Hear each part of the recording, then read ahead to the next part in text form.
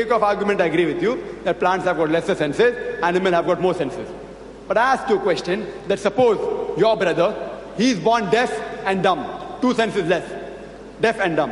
When he grows up, afterwards, someone comes and kills him. So will you go and tell the judge, oh me Lord, give the murderer less punishment because my brother had 2 senses less, he was dumb and he was deaf?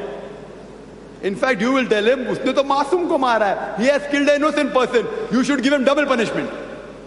In Islam, the Qur'an gives permission that you can have meat. Qur'an says in Surah Ma'idah chapter 5 verse number 1, you can have the meat of the cattle, of the animal, 4-footed animal, with the exception name. Qur'an further says in Surah Nahl chapter 16 verse number 5 that of the meat you can eat. Qur'an says in Surah Mu'minun chapter 23 verse 21 that in the cattle is the instructive sign for you. We give you milk to drink from the bodies, and in them are various benefits of the meat you can eat. So very well, because Quran says you can have the good things that we have provided, there's no problem at all in having non-veg. Hope that answers the question. There is a related question asked by another non-Muslim brother. Brother Giriraj would like to know, science tells us that whatever you eat has an effect on your behavior. Why does Islam allow Muslims to eat non-veg food? Because eating of animals makes a person violent and ferocious. Please explain. The brother asked a question that whatever you eat has an effect on our behavior, and I do agree with that. That's a scientific explanation. Whatever you have has an effect on our behavior. So why do you all have non-veg? Because you are non-veg, you all are ferocious people, all violent, fighting and terrorism and attacking. What you all eat has an effect on our behavior, and I do agree, science says that what you eat, it has certain things, certain times it has the effect on the behavior. Therefore, the Quran says in Surah Araf chapter 7, verse 157, it says that the Prophet has allowed you things which are good and has prohibited you from having things which are bad. He's made for you permissible things which are benefit for you and has prohibited you from having things which are wrong for you. That's the reason in Islam, the Prophet said, it's mentioned in Sahih Bukhari and Sahih Muslim, you are not allowed to have the meat of the carnivorous animal like tiger, leopard, cat, etc.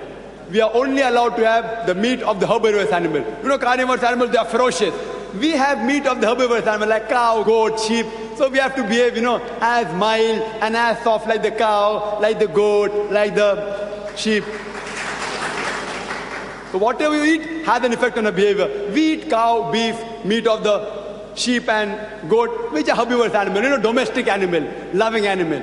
We are not allowed to have meat of the canine animal, like, tiger, lion, leopard, neither of the rodents like rat and reptiles. Our Prophet said in Sahih Bukhari, neither birds of prey like falcons, vultures, etc. So these are Prophet prohibited. Therefore, we are kind and peace-loving people. Thank you, Dr. Zakir Naik. The question and answer session is over. Now I would like to ask our chairman, Mr. Saduddin Sali, to give a briefing. Alhamdulillah, Alhamdulillah, Rabbil Alameen, As-salatu wassalamu ala Rasul Kareem.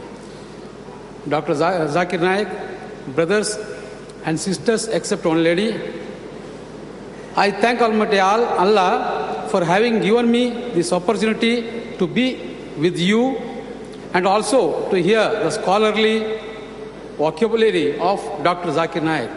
He is an asset to the community, and not only to our community but to the mankind as a whole.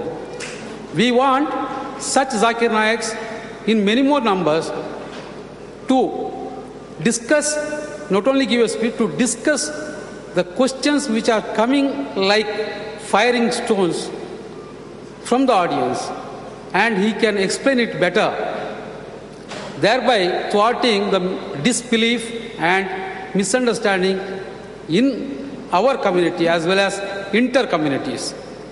So I pray Almighty Allah to grant him strength and long life, and also congratulate his Islamic Research Foundation who are in this human service. I also congratulate at this juncture the team of Abdul Salam Puttige, my brother, and Mr. Yasin Sahib, who are actually in the field of Madhyama, which is the topic today. They are starting a daily newspaper. I congratulate him, and also I thank the organizers for having given me this opportunity. Thank you one and all. Jazakallah khair. Assalamu alaikum. The last item for today's topic is vote of thanks. I thank our chairman, Mr. Sali, for having come here and accepted the invitation and conducted the meeting in a very nice way. And Dr. Zakir Naik, who has come all the way from Bombay and giving an excellent and thought-provoking speech and making us learn more about Islam and the religion. I also thank Muhammad Yasin Malpe and also Abdul Salam Puttige and for conducting these meetings. Thanks for all the audience for a patient hearing. Thank you. Assalamu alaikum.